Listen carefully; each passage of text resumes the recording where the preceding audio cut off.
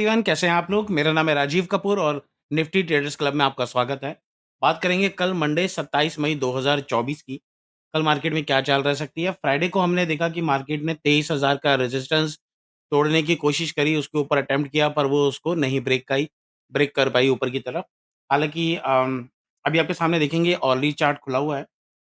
Last का जो हमारा वीरवार था, थर्सडे था, उसमें हमने ब बढ़िया पैसा बनाया था।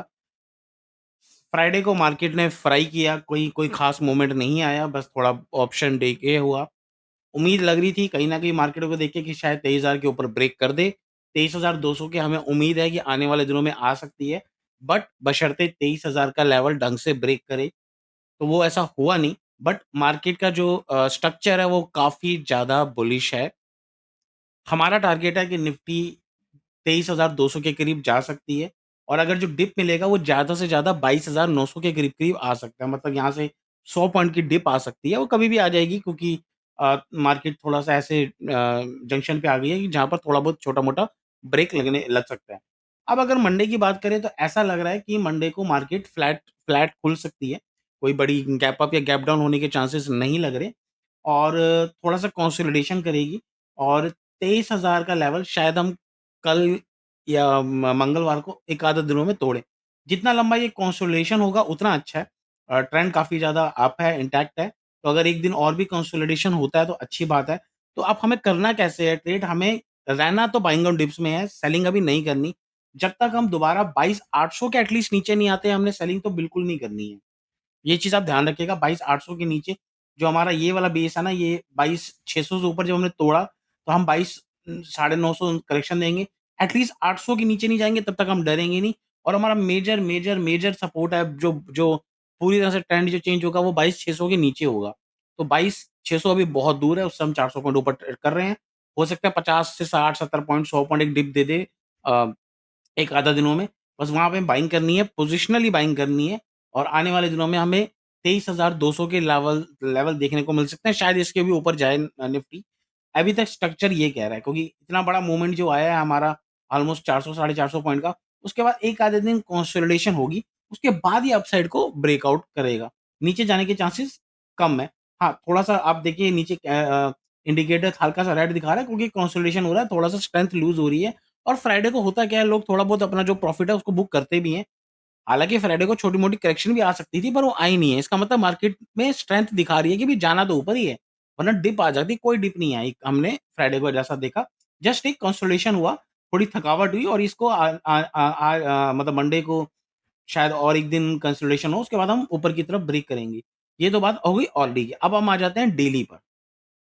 ध्यान से आप देखेंगे तो डेली पे हमने अ, छोटी-सी छोटी-सी जो कैंडल जो बनाई है, एक तरह से इसे डोजी तो नहीं कहेंगे, ग्रीन कैंडल है, बुलिश कैंडल है और ये जो हमारा पुराना है ये 22,800 का, इसके हम ऊपर चढ़े हुए हैं। मतलब ये हमारा जो 2 बार का जो टॉप बना था उससे हमने ब्रेकआउट नीचे की तरफ दिया और हमने इसको तेज़ी से इस कैंडल को तेज़ी से तोड़ दिया। अब ये वाली जो कैंडल है ना, ये बहुत ही ज़्यादा बुलिश साइन है।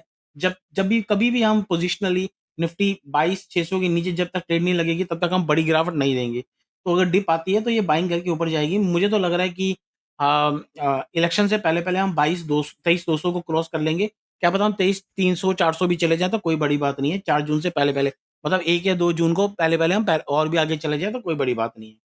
अब अगर हम इसको वीकली में आ जाए तो आप देखेंगे कि कमाल की बुलिशनेस है। अगर हम देखें तो इतना लंबा कंसोलिडेशन के बाद इतने 7-8 महीने का जो कंसोलिडेशन हुआ, उसके बाद हमने अप साइड में एक ग्रीन क्लोजिंग दी है ब्रेकआउट की। क्लोजिंग बहुत ही शानदार है। तो ये जो ब्रेकआउट दिया है ना, ये कम से कम मार्केट को 23,500 600 तक लेके जाएगी वीकली स्ट्रक्चर में, वीकली कैंडल में।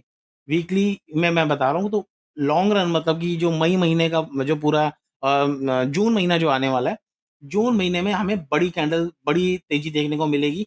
हो सकता है हम 23,600 से 24,000 के आसपास हम मंथ एंड तक मतलब जून के जो मंथ एंड है, वहाँ तक हम पहुँच जाएँ। तो रहना हमें जो भी डिप्स करनी है वो बाइंग और डिप्स ही चलेगी, मार्केट में गिरावट के दूर-दूर तक कोई साइन नहीं है और हो सकता है कि शायद 4 जून को रिज़ल्ट आए तो सीधा ही हम बड़ी छलांग ही मार दें, ऐसा भी हो सकता है। हालाँकि 4 जून को जो डे पड़ रहा है, अगर हम 4 जून को जो डे पड़ रहा है वो अ, ट्यूसडे को पड़ रहा है। तो उससे पहले हम 1 तारीख को हमारा मेरे ख्याल से अगर मई की हम बात करें 31 मई के बाद उसके बाद हम जून में आ रहे हैं। 2, 3, 4 ट्यूसडे का दिन है। तो मंडे को भी शायद हमें एक तेज़ी देखने को मिले, अगर हमें जो भी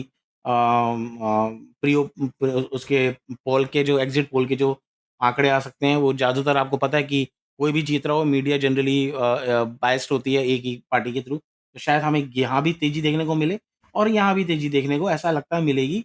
अ अब अगर खिचड़ी सरकार बनी, थोड़ा बहुत दिक्कत हुई, तो हमें डिप देखने को मिल सकता है। पर ट्रेंड ये बता रहा है कि डिप हो भी जाए तो घूम फिर के हम मंथली एज़ ए मंथली हम ऊपर की तरफ ही जाएँगे। तो 4 जून को चलो फिर भी थोड़ा हम सतर्क रहेंगे कि डिप आ जाए, बट वैसे जाएगी एट द एंड वो रिकवरी करके जाएगी ऊपर। जो डिप आएगा वो बाइंग की अपॉर्च्युनिटी होगी, मार्केट में गिरावट के कोई साइन नहीं है। ये तो हो गया वीकली का। अब आ जाते हैं मंथली पे वैसे, मंथली तो अभी क्लोजिंग नहीं हुई है, पर ये जो स्ट्रक्चर बता रहा है, ये बहुत ज़्यादा बुलिश है।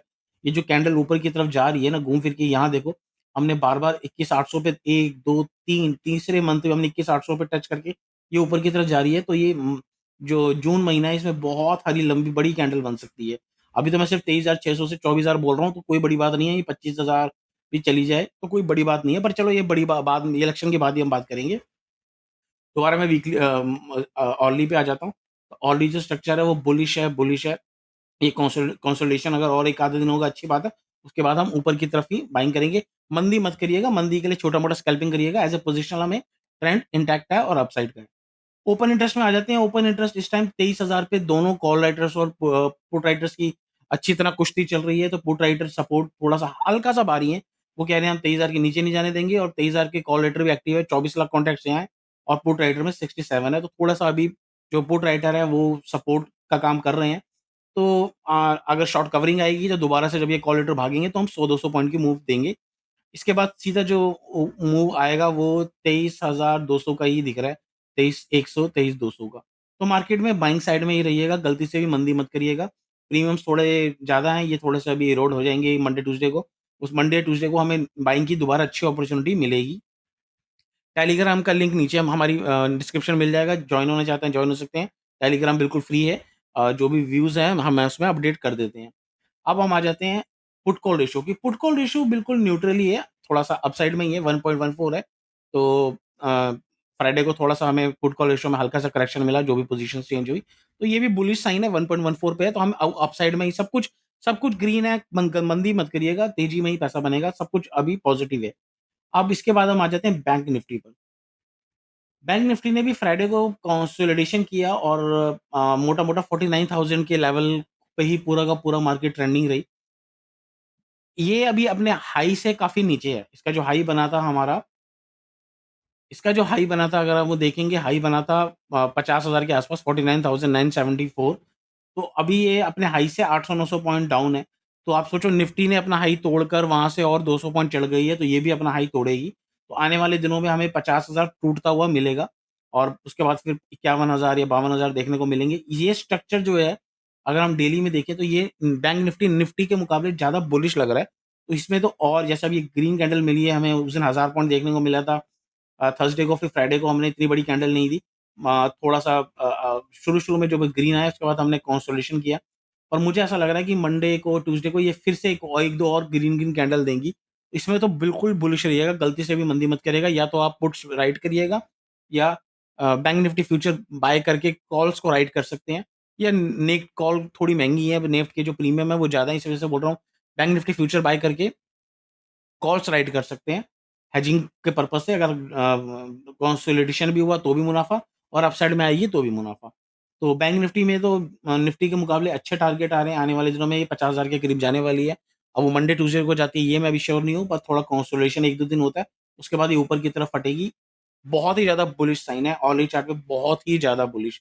मंदी बिल्कुल नहीं करिएगा बैंक निफ्टी में भी। Put call ratio option chain अगर हम देख लें तो हाईएस्ट ओपन इंटरेस्ट इस टाइम 49,000 पे कॉल राइटर है, तो 49,000 इसलिए फ्राइडे को हमारा टूटा नहीं।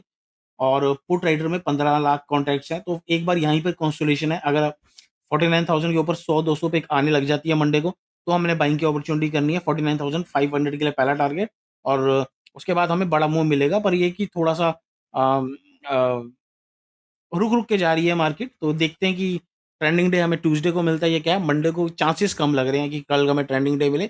मेरे हिसाब से कल कंसोलिडेशन होगा। ट्यूसडे को हम ज़्यादा एक अच्छा पॉजिटिव देख सकते हैं। एक बार यहाँ पर 49,000 के पुट राइटर थोड़े बढ़ने लग जाएँगे, यहाँ पर शॉर्ट कवरिंग होगी तो हम पोज़ीशन बनाएँगे। तो आप जब भी डेटा को मंडे को एक बार चेक करते रहना कि जैसे 21 लाख कॉन्ट्रैक्ट यहाँ पर है, ये कम होने लग जाए और यहाँ जो 15 है ये बढ़ने लग जाए। तब उसके बाद हम बैंक निफ्टी के अंदर थोड़ी पोज़ीशन बनाएँगे। वैसे रहना हमें बाइंग्स में ही है, सेलिंग बिल्कुल नहीं करनी। और ये जो पुट कॉल रेशियो है 1.14 है। सॉरी, ये तो एक second, Nifty bank Nifty put call ratio bank Nifty की जो है 1.11 है। तो ये भी एक तरह से निफ्टी की तरह ही है, बुलिश है, व एक से ऊपर ट्रेड कर रही है, साइन सारे बुलिश हैं। कोई भी इफ बट नहीं है कि हमने गलती से भी मंदी नहीं करनी है। बैंक निफ्टी जब तक हमारी 49 सॉरी 48,500 के नीचे नहीं जाएगी, कोई डरने की ज़रूरत नहीं है। 100, 150, 200 पॉइंट का डिप आता है तो वो बाइंग की अपॉर्च्युनिटी है। आने वाले दिनों में 49,500 से 50,000 के टारगेट ट्यूसडे, वेडनेसडे आ सकते हैं। ट्यूसडे को तो इसकी नहीं, इसकी जो मंथली एक्सपायरी है शायद 29 तारीख की है इसकी। अ, वेडनेसडे को है, ठीक है। ट्यूसडे को तो फिर निफ्टी की होती है, वेडनेसडे को ही है। तो अभी मतलब वेडनेसडे तक मुझे लग रहा है कि हम 49,500 के आसपास बैंक निफ्टी में आ सकते हैं, शायद इसके भी ऊपर आ जाए, तो रहना बाइंग में ही है। इसका स्ट्रक्चर तो मुझे निफ्टी के मुकाबले और ज़्यादा बुलिश लग रहा है। मैं बैंक निफ्टी में निफ्टी के मुकाबले ज़्यादा बुलिश है।